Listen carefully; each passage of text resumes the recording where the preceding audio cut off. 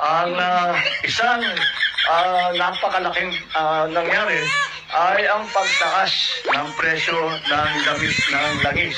At ito ay talagang mahirap natin sagutin at gawa ng paraan dahil wala tayong control dyan.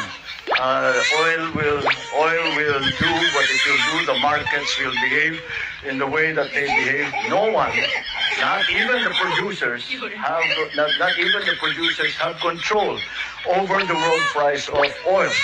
All that we can do is to compensate our people and to support our people so that they have some assistance in the face of this. Ang ating mga nagpatupad tayo ng mga ilang inisyatibo upang matulungan ang ating mga kababayan.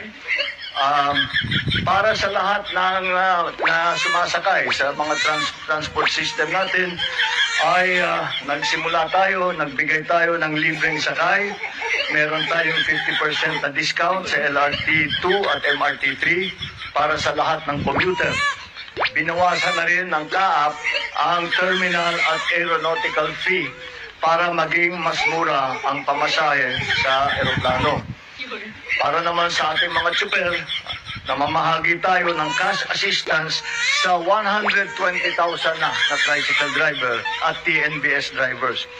Nagbigay din tayo ng toll discount para sa mga jeepney, para sa mga bus at para sa mga truck.